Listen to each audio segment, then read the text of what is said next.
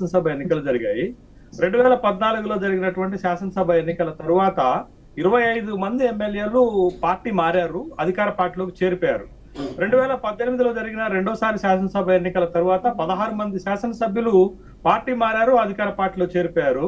2023లో జరిగినటువంటి శాసనసభ ఎన్నికల తర్వాత ఈ 4 నెలల్లో 3 శాసనసభ్యులు అధికార పార్టీలో చేరిపోయారు. అంటే మొత్తం 44 మంది శాసనసభ్యులు ఈ 10 సంవత్సరాల కాలంలో ప్రతిపక్ష పార్టీల నుంచి అధికార పక్షంలోకి చేరిపోయారు. ఇది ఒక లార్జ్ నెంబర్. ఎందుకు తెలంగాణ రాష్ట్రంలో ఇంత పెద్ద ఎత్తున ఫిరాయింపులు, వలసలు ప్రోత్సహిస్తున్నారు, ఎందుకు జరుగుతున్నాయి అనేటటువంటి విషయాన్ని మనం గమనిస్తే, ప్రతిపక్షంలో ఉన్నటువంటి శాసనసభ్యులు అవకాశం, అధికార దాహం, ఎక్కడ అవకాశం ఉంటే, ఎక్కడ అధికారం ఉంటే అక్కడికి వెళ్ళిపోతున్నారు. అధికారంలో ఉన్నటువంటి పక్షాలు ఏం చేస్తున్నాయంటే తమ రాజకీయ అధికారాన్ని సుస్థిరం చేసుకోవడం కోసం వలసలని, ఫిరాయింపులను ప్రోత్సహిస్తున్నట్లుగా మనకి చాలా స్పష్టంగా కనపడుతుంది ఈ సంఖ్యను బట్టి. అయితే ఇప్పుడు మా ఏప్రిల్ 6వ తారీఖు నాడు కాంగ్రెస్ పార్టీ రాబోయేటటువంటి లోక్సభ ఎన్నికలకు సన్నాహ సభగా తుక్కుగూడలో జనజాతర సభను పెట్టారు. ఆ సభలో దరిదాపు ప్రతిపక్షానికి సంబంధించినటువంటి 12 మంది శాసనసభ్యులు చేరబోతున్నారు అనేటటువంటి వార్తలు వస్తున్నాయి. ఇప్పుడు మీకు తెలంగాణ రాష్ట్రంలో మొన్న కొత్తగా ఎన్నికైనటువంటి శాసనసభ్యులు ఫ్లోర్ లో 5 పార్టీలకు ప్రాతినిధ్యం ఉంది. ఒకటి కాంగ్రెస్ పార్టీకి ఉంది, దాని అలయన్స్ పార్ట్నర్ అయిన సిపిఐకి ఉంది, వాళ్ళకి 65 మంది ఉన్నారు. రెండోది ఎంఐఎంకు ఉన్నారు 7. వాళ్ళకి పార్టీలు మారేటటువంటి చరిత్ర ఎప్పుడు లేదు, అంటే ఉమ్మడి ఆంధ్రప్రదేశ్ లో లేదు, తెలంగాణ వచ్చినాక లేదు. తర్వాత మీకు భారతీయ జనతా పార్టీకి సంబంధించినటువంటి శాసనసభ్యులు 8 మంది ఉన్నారు. వాళ్ళు కూడా ఎప్పుడు పార్టీ మారినటువంటి చరిత్ర తెలంగాణలో మనకి కనపడలేదు, ఉమ్మడి ఆంధ్రప్రదేశ్ లో కూడా కనపడలేదు. అంటే ఇప్పుడు ఒక బిఆర్ఎస్ పార్టీ నుంచి ఉన్నటువంటి 39 మంది శాసనసభ్యుల్లో ఒక అమ్మాయి చనిపోతే 38 మంది ఉన్నారు. వాళ్ళల్లో నుంచి ఎక్కువ మంది ఇప్పుడు అధికార పార్టీలోకి చేరడానికి సిద్ధంగా ఉన్నారు అనేటటువంటి వార్తలు వస్తున్నాయి. డైరెక్ట్ గా ముఖ్యమంత్రిని కలుస్తున్నారు, ఇండైరెక్ట్ గా కలుస్తున్నారు. ఇప్పటికే 3 శాసనసభ్యులు చేరిపారు. దానం నాగేందర్ చేరిపోయినట్టే, కడియం శ్రీ గారు చేరిపోయినట్టే. రేపు 6వ తారీఖు నాడు భద్రాచలం ఎమ్మెల్యే తెల్లం వెంకట్రావు కూడా చేరిపోతున్నారు. ఎప్పుడు చేరదామా అని రాజేంద్ర నగర్ ఎమ్మెల్యే ప్రకాష్ గౌడ్ కూడా సిద్ధంగా ఉన్నారు. ఒక 12 మంది ఈ తుక్కుగూడ సభలో కాంగ్రెస్ పార్టీలోకి చేరబోతున్నారు అనేటటువంటి వార్తలు వస్తున్నటువంటి నేపథ్యంలో ఇక్కడ ఏంటి అని అంటే మనం గమనించాల్సింది, మీరు చూడండి 2014లో అధికారంలోకి వచ్చినటువంటి బిఆర్ఎస్ పార్టీ బొటాబొట్టి మెజార్టీతో వచ్చింది, 63 శాసనసభ స్థానాలు గెలిచింది. తర్వాత వలసలను ప్రోత్సహించి 88 స్థానాలకి వెళ్ళిపోయి అక్కడ సేఫ్ సైడ్ కి వెళ్ళిపోయింది. ఇప్పుడు కాంగ్రెస్ పార్టీ కూడా అదే ఆలోచనతో ఉంది. ఏంటి అని అంటే వాళ్ళు మెజారిటీ కంటే కూడా ఒక 5 స్థానాలు ఎక్కువ ఉన్నారు, వాళ్ళకి 4 స్థానాలు ఎక్కువగా ఉన్నాయి. సిపిఐ ఎట్లాగో మద్దతు ఇస్తుంది కాబట్టి ఒక 5 స్థానాలు ఎక్కువగా ఉన్నాయి. రాబోయే రోజుల్లో ప్రభుత్వం సుస్థిరంగా ఉండటానికి, ప్రభుత్వానికి ఏ ఇబ్బంది జరగకుండా ఉండటానికి వాళ్ళు చేస్తున్నటువంటిది ఏంటి అని అంటే వలసలను ప్రోత్సహిస్తున్నారు. ఆ వలసలు బిఆర్ఎస్ పార్టీ నుంచి ఎక్కువగా జరిగేటటువంటి అవకాశాలు మనకు కనపడుతున్నాయి. అంటే వాళ్ళు ప్రభుత్వాన్ని భవిష్యత్తులో కూడా ఇబ్బంది రాకుండా ఉండటానికి వలసలను ప్రోత్సహిస్తున్నట్టుగా ఇది ఒకటైతే, రెండోది 2014లో కానీ 2018 తర్వాత కానీ కాంగ్రెస్ పార్టీ లెజిస్లేటివ్ పార్టీ అంతా కూడా బిఆర్ఎస్ పార్టీలో చేరిపోయింది. ఇప్పుడు వస్తున్నటువంటి విశ్లేషణలు, సందేహాలు మనం మాట్లాడుకుంటుంది ఏంటి అని అంటే బిఆర్ఎస్ పార్టీకి సంబంధించినటువంటి లెజిస్లేటివ్ పార్టీ కూడా కాంగ్రెస్ పార్టీలో విలీనం అవుతుందా? పార్టీ ఫిరాయింపుల చట్టం నుంచి తప్పించుకోవాలి అంటే 2/3 ఫిరాయించాలి. 2/3 అంటే ఉన్నటువంటి 39, 38లో 26 మంది ఫిరాయించాలి. This is large number. మీరు చూడండి 2019లో కాంగ్రెస్ పార్టీ గెలిచింది 19 మంది శాసనసభ్యులు, 12 మంది ఫిరాయించారు. అంటే అది ఈజీ అయింది కాబట్టి లెజిస్లేటివ్ పార్టీ మెర్జ్ అవడానికి సింపుల్ అయింది. కానీ ఇప్పుడు ఒక లార్జ్ నెంబర్ ని బయటికి తీసుకురావాలా కాంగ్రెస్ పార్టీ, అంటే 26 మంది శాసనసభ్యులు గనక బయటికి తీసుకురాగలిగితే అది లెజిస్లేటివ్ పార్టీ విలీనం అవుతుంది. బహుశా ప్రస్తుతానికైతే అంత సంఖ్యలో తీసుకురాకపోవచ్చు. ఇప్పుడు 12 మందో లేకపోతే ఇప్పుడు జాయిన్ అయినటువంటి 3 రేపు ఎల్లుండి జాయిన్ అయ్యేటటువంటి 2-3 ఒకవేళ కాంగ్రెస్ పార్టీలో జాయిన్ అయితే వాళ్ళు చట్టం ప్రకారం అయితే ఫిరాయింపుల నిరోధక చట్టం ప్రకారం వాళ్ళు డిస్క్వాలిఫై అవ్వాలి. కానీ నిర్ణయం తీసుకోవాల్సింది ఎవరు? స్పీకర్. కాబట్టి స్పీకర్ నిర్ణయం తీసుకోకుండా 26 మంది వచ్చేదాకా డ్రాగాన్ చేసుకుంటూ వెళ్ళిపోతారనేటటువంటి విషయం మన అందరికీ తెలిసిందే. కాబట్టి ఇప్పుడు లెజిస్లేటివ్ పార్టీ ఇప్పటికిప్పుడు విలీనమయ్యే అవకాశం లేదు. కానీ బిఆర్ఎస్ పార్టీ నుంచి large number of MLAs Congress పార్టీలోకి ఫిరాయించడానికి, వలసపోవటానికి సిద్ధంగా ఉన్నారు. ఎందుకు నేను ఈ మాట చెప్తున్నానంటే ఇప్పుడు బిఆర్ఎస్ లో ఉన్నటువంటి 39 మంది శాసనసభ్యుల్లో 6 శాసనసభ్యులు గత ఎన్నికల్లో ఫిరాయించినటువంటి వాళ్ళు గెలిచారు. ఏది? టీడీపీ నుండి 12 మంది శాసనసభ్యులు ఫిరాయిస్తే ఇప్పటికి 6 మంది గెలిచి అట్లనే ఉన్నారు. మరి వాళ్ళు బిఆర్ఎస్ లోనే ఉంటారా? తర్వాత 2014లో 2019లో కాంగ్రెస్ నుంచి ఫిరాయించిన శాసనసభ్యుల్లో 3 ఇప్పుడు గెలిచి ఉన్నారు. వాళ్ళు అదే పార్టీలో ఉంటారా? తర్వాత 2014 నుంచి 2018, 2023 వరకు వివిధ పార్టీల నుంచి మారినటువంటి వాళ్ళు బీఆర్ఎస్ లో గెలిచింది 22 మంది. ఆ 22 మంది అదే పార్టీలో ఉంటారా? బట్ ఈ అన్నిటికీ ప్రశ్నలు ఏంటి అనంటే, బీఆర్ఎస్ పార్టీలో 22 మంది శాసనసభ్యులు వివిధ పార్టీల నుంచి ఫిరాయించి వచ్చినటువంటి వాళ్ళే. వాళ్ళు అదే పార్టీ సిద్ధాంతానికి కట్టుబడి ఎందుకుంటారు? ఎక్కడ అవకాశం ఉంటే అక్కడికి వెళ్ళిపోతారు, ఎక్కడ అధికారం ఉంటే అక్కడికి వెళ్ళిపోతారు. కాబట్టి తెలంగాణ రాష్ట్రంలో వలసలు ఫిరాయింపులు అనేది అధికార పార్టీలోకి పోవటం ఒక సహజ పరిణామ క్రియగా, ఒక సహజ పరిణామంగా మనకి కనపడుతుందనే విషయాన్ని ఇక్కడ మనం గమనించాలా. This is point 1. Point number 2 ఏంటి అనంటే, ఇప్పుడు కాంగ్రెస్ పార్టీకి ఉన్నటువంటి భయం, కాంగ్రెస్ పార్టీకి ఉన్నటువంటి ఒక అవసరం ఏంటంటే, రేపు లోక్సభ ఎన్నికల్లో గెలవటానికి పార్టీ ఇంకా మరింత బలం పెంచుకోవటానికి వలసలు ప్రోత్సహిస్తున్నారు. ఇది పాయింట్ నెంబర్ 2. పాయింట్ నెంబర్ 3 ఏంటి అని అంటే, లోక్సభ ఎన్నికల తర్వాత జరిగేటటువంటి పరిణామాలు. కేంద్రంలో భారతీయ జనతా పార్టీ అధికారంలోకి వస్తుందని ఒక అభిప్రాయం ఏర్పడింది కదా. అధికారంలోకి రాంగలోనే జరిగే పరిణామాలు, హిమాచల్ ప్రదేశ్ క్లోజ్ పోతుంది, అధికారం కోల్పోతుంది కాంగ్రెస్ పార్టీ. కర్ణాటకలో కాంగ్రెస్ పార్టీ అధికారం కోల్పోతుంది. అక్కడ జరిగే రాజకీయ పరిణామాలు ఇవే. ఇక మిగిలింది ఏంటది? ఒక్క తెలంగాణలోనే.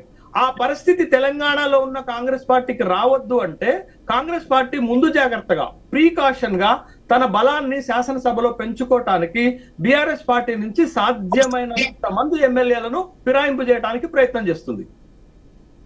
ఓకేనండి. అంటే ఇక్కడ వారు చేశారు కాబట్టి మేం చేశాం అంటున్నారు. మరి ఈ నేపథ్యంలో ఇలాంటి ఒక రిమార్క్ ని ఏ విధంగా కాంగ్రెస్ తుడుచుకోగలుగుతుంది? అదే వాళ్ళు చేసింది ఎందుకు చేశారు? రాజకీయ సుస్థిరత, అధికార సుస్థిరత కోసం వాళ్ళు చేశారు. ఇప్పుడు కాంగ్రెస్ పార్టీ కూడా అదే కంపల్షన్ ఉంది కదా. కాంగ్రెస్ పార్టీ గెలిచింది ఎన్ని? 64 శాసనసభ స్థానాలే కదా. అంటే మెజార్టీకి ఒక 4 శాసనసభ స్థానాలు ఎక్కువ గెలిచింది. శేష్ గారు, మేము 88 గెలిచినాం అప్పటికి. రామూర్తన్న, ఇఫ్ యూ డోంట్ మైండ్, 2018 గురించి చెప్పకు, 2014 గురించి చెప్పు. 2014లో మీరు గెలిచింది 63 మాత్రమే. మీరు ఫిరాయింపులు ప్రోత్సహించింది 25 మందిని. మీకు వచ్చినప్పుడు సంఖ్యాబలం ఎంత? అప్పుడు 88 అవుతుంది.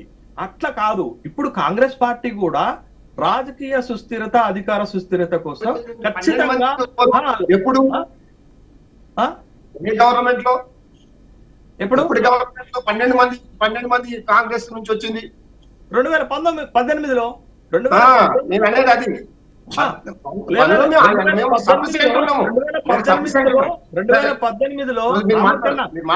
2018లో మీరు గెలిచింది 88. ఫిరాయింపుల ద్వారా ప్రోత్సహిస్తే మీ బలం పెరిగింది 104. మొత్తం 16 మందిని ఫిరాయింపు చేశారు. కాంగ్రెస్ నుంచి 12 మందిని, టీడీపీ నుంచి 2, ఇండిపెండెంట్లీ 2, 16 మంది ఫిరాయించితే మీ బలం 104కు పెరిగింది. కానీ ఫస్ట్ గవర్నమెంట్ 2014లో మొదటి గవర్నమెంట్ లో మీరు చేసింది ఏంటది? 25 మంది శాసనసభ్యులను వైఎస్ఆర్ కాంగ్రెస్ పార్టీ నుంచి, సిపిఐ నుండి, బిఎస్పి నుండి, టీడీపీ నుండి, కాంగ్రెస్ పార్టీ నుంచి, మొత్తం 5 పార్టీల నుంచి 25 మంది శాసనసభ్యులు మీరు తీసుకున్నారు. అప్పుడు 2 సార్లు కాంగ్రెస్ పార్టీ యొక్క లెజిస్లేటివ్ పార్టీ బీఆర్ఎస్ లో విలీనం అవ్వటం వల్ల, రెండోసారి అయితే మరీ దారుణం, కాంగ్రెస్ పార్టీ ప్రతిపక్ష హోదాను కోల్పోయింది. కాంగ్రెస్ పార్టీ నాయకుడు బట్టి విక్రమార్క ఆపోజిషన్ పార్టీ లీడర్షిప్ ను కూడా కోల్పోయినటువంటి సందర్భం ఉంది. కాబట్టి నీవు నేర్పిన విద్య నీరజాక్ష, రాజకీయాల్లో ఇది చాలా పాపులర్ ప్రావెర్బ్. కాబట్టి మీరెట్లయితే పార్టీ ఫిరాయింపులను ప్రోత్సహించారో ఇవాళ కాంగ్రెస్ పార్టీ కూడా అదే ప్రాక్టీస్ చేస్తుంది. ఇప్పుడు నేను ఒక నిమిషం నేను మాట్లాడు. ఇప్పుడు యాంకర్ గారు చెప్పండి. మీట్లో పడ్డారు శేషన్న, మీరు మీట్లో ఉన్నారు. శేషు గారు ఒకసారి చెక్ చేసుకోండి, మ్యూట్ లో ఉన్నట్టున్నారు. ఓకే మేడం, నేను ఒకటే చెప్తున్నాను. హలో చెప్పండి రామూర్తి గారు. ఇప్పుడు మా పార్టీ నుంచి పోయే ఎదవలు ఎవరైనా దొంగలు, వాళ్ళకు ఏం తక్కువ చేసేది కేసీఆర్ గారు? నిజంగా వాళ్ళకు దమ్ము ధైర్యం ఉంటే రాజీనామా చేసి, వాళ్ళు అంటున్నారు కదా 25 మంది వచ్చేదాకా నీకు దమ్ము ధైర్యం ఉంటే రాజీనామా చేసి వెళ్ళాలి. శేషు గారు మీరు మ్యూట్ లో ఉన్నారు, ఒకసారి చెక్ చేసుకోండి. రామూర్తి గారు మాట్లాడుతున్నారు. రామూర్తి గారు, మీరు డిమాండ్ చేసేటప్పుడు మీరు అప్పుడు ఏం చేశారు? రాజీనామా చేసి తీసుకున్నారా? తీసుకోలేదు కదా. ఇప్పుడు నైతికత మేము మొత్తం విలీనం చేసిన వాళ్ళు, మేము ఒకవేళ అలా చేసి నిజంగా అట్లా మేము చూస్తూ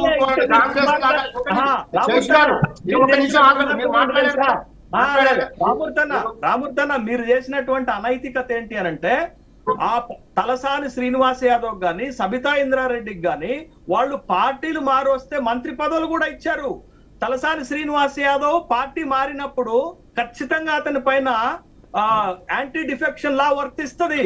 అప్పుడు అందరూ మారలే, కానీ తరువాత మారారు కదా. అప్పుడు స్పీకర్ ఏం చేశారు? మధుసూదనాచారి గారు యాంటీ డిఫెక్షన్ లా కింద డిస్క్వాలిఫై చేయాలి కదా తలసాని శ్రీనివాస్ యాదవ్ ని. డిస్క్వాలిఫై చేయకపోగా మీరు మంత్రి పదవి ఇచ్చారు. కాబట్టి ఆ రోజు మీరు చేసింది తప్పే, ఈ రోజు కాంగ్రెస్ చేస్తుంది. అప్పుడు నేను ఒకటే చెప్తున్నాను, ఒక ఉద్యమకారుడిగా బిఆర్ఎస్ పార్టీ ఉద్యమాల పార్టీగా ఒకటే చెప్తున్నాం. నేను చెప్పేది మా హక్కులని తీసుకొని మమ్మల్ని కాదని పదవులు పొంది ఎమ్మెల్యేలు అయ్యి కేసీఆర్ గారికి మాయ మాటలు చెప్పి మధ్యపెట్టి వెన్నుపోటు చేసిన ఎదవలని ఎవడు ఈ పార్టీ నుంచి వెళ్ళినా ఎవడైనా వెళితే ఖచ్చితంగా తన్ని తరమడానికి ఉద్యమకారులం మేము సిద్ధంగా ఉన్నాం.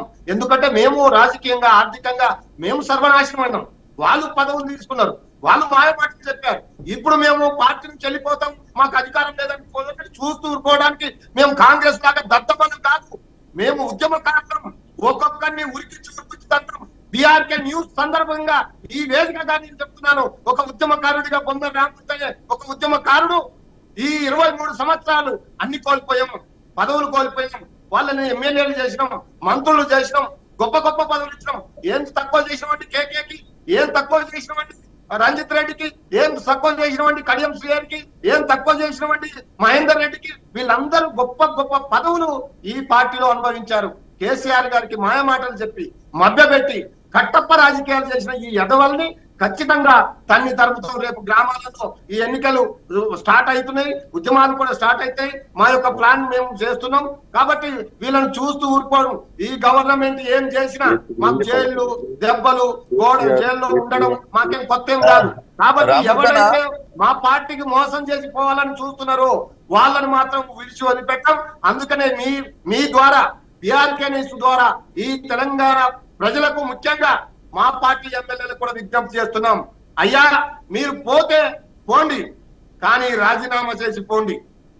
ఒకవేళ రాజీనామా చేయకుండా పోయినట్టయితే ఖచ్చితంగా ఎంటబడతాం, మిమ్మల్ని తరుముతాం, మిమ్మల్ని రోడ్ల మీదకి రానియం. మా యొక్క సత్తా ఏందో, ఉద్యమకారుల పౌరుషం ఏందో ఖచ్చితంగా చూపెడతాం.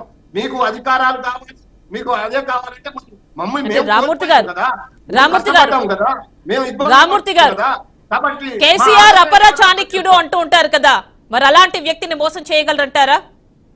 ఎస్, మోసం చేసిండు. మోసపూరితమైన తేనె పూసిన ఒక్క నిమిషం కేసీఆర్ గారు, నెక్స్ట్ మీరే. ఒక పక్క కేకే గారు, ఒక పక్క కడియం శ్రీ గారు, వీళ్ళే పెద్ద తురుంకాళ్ళు అయినప్పుడు, వీళ్ళే పెద్ద గొప్ప నాయకులు అన్నట్టు పార్టీని మొత్తం అంటగట్టి వీళ్ళు పెద్ద మునగాళ్ళగా కేసీఆర్ చెప్పిన మాటల వల్ల కేసీఆర్ మేబీ ఛాన్స్ ఇస్తారేమో అండి, ఆయన మాటలు విన్నాడు, ఆయన మేబీ ఛాన్స్ ఇస్తారేమో. రామూర్తి గారు అంటున్నారు కదా, కేసీఆర్ కొత్త రక్తాన్ని తయారు చేస్తా, కేసీఆర్ అంటేనే ఫ్యాక్టరీ అంటున్నారు కదా.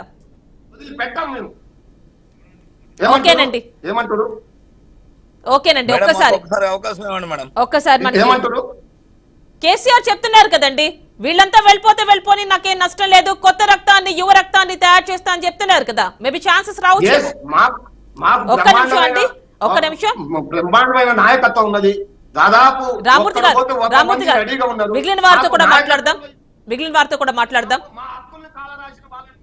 కాంగ్రెస్ నుంచి రమణ గారు ఉన్నారు, వారితో కూడా మాట్లాడదాం. ఓకేనండి, రమణ గారు చెప్పండి. మేడం నమస్తే అండి. నమస్తే అండి. రామూర్తి గారికి ఒక విషయం చెప్పదలుచుకున్నాను నేను. అన్న నమస్తేనే. నమస్తే. ఒక్కటేంటంటే 2014లో గవర్నమెంట్ అంటే బైఫికేషన్ జరిగిన తర్వాత, తెలంగాణ వచ్చిన తర్వాత ఏదైతే టీడీపీ వాళ్ళని తీసుకున్న తర్వాత మరి వాళ్ళని సస్పెండ్ చేయకుండా అదే కంటిన్యూ ఎలా చేశారన్నా? మరి ఆ రోజు రాజ్యాధికారం ఎక్కడుంది? మరి ఆ రోజు ఏమైంది?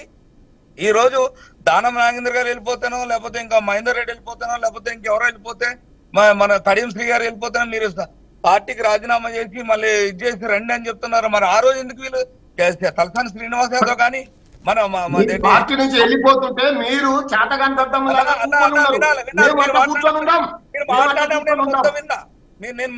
దయచేసి రామర్తనం మీరు మాట్లాడడంలో మొత్తం విన్నాం. నేను ఎక్కడ డిస్టర్బ్ చేయలేదు. దయచేసి నా మాట వినాలి. ఆ రోజు మరి కడియం శ్రీగారు కానీ, ఆ రోజు తలసాని శ్రీనివాస్ కానీ, మాగంటి గోపీనాథ్ కానీ, అరికోటి గాంధీ కానీ, మన కృష్ణారావు కానీ అందరూ వచ్చినప్పుడు మరి ఎందుకు ఈ చట్టం అమలు కాలేదు, మరి ఈ రోజు ఎందుకు అమలు అవుతుంది అని అడుగుతున్నాను నేను. దయచేసి నాకు దానికి సమాధానం చెప్పాలి మేడం. అదే ఉండండి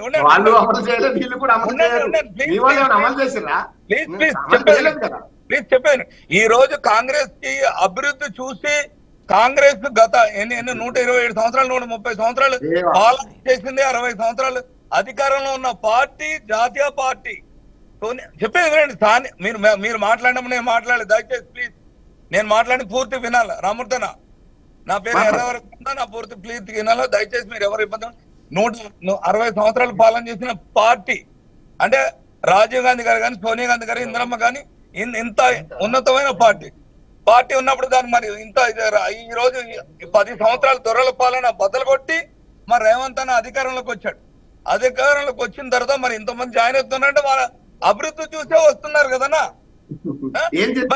మరి ఎందుకు ఎవరైనా పిలవలేదు కదా రేవంత్ అన్న ఎవరిని రమ్మని చెప్పలేదే, వాళ్ళే వస్తున్నారు. వస్తుంటే ఇప్పుడు ఈ రోజు పాలన చూస్తున్నారు.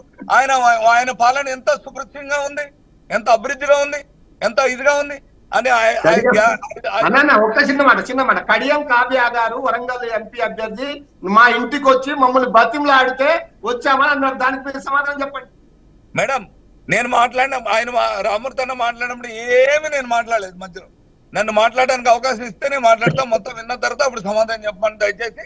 నేను ఎప్పుడు కూడా ఏ కాంట్రవర్సీ ఉండదు. రామూర్తన్న మీరు ఉద్యమకారులు, మీరు మంచోళ్ళు, నేను కాదనంటే నేను ఏమంటున్నా, ఈ రోజు దొరల పాలని గడిలు బద్దలు కొట్టిన ఏకైక వ్యక్తి మా రేవంత్ అన్న. ఈ రోజు అంటే ఆయన ఒక పాలన, ఆయన ఒక విధానము, ఏ బట్టన్న కానీ, లేకపోతే శ్రీధర్ బాబు కానీ, కోమటిరెడ్డి వెంకటరెడ్డి కానీ, వీళ్ళందరూ ఎలా ఉంది, ఎంత అభివృద్ధిగా ఉంది, ఎంత చక్కగా చేస్తున్నారు. ఎవరిని రమ్మని చెప్పలేదే కాంగ్రెస్ లోకి. ఈ రోజు వస్తున్నారంటే వాళ్ళ ఒక పాత కొంతమందిని వెళ్ళి ఆహ్వానిస్తున్నారు. ఎవ్వరు ఆహ్వానించట్లేదు ఎక్కడ కూడా.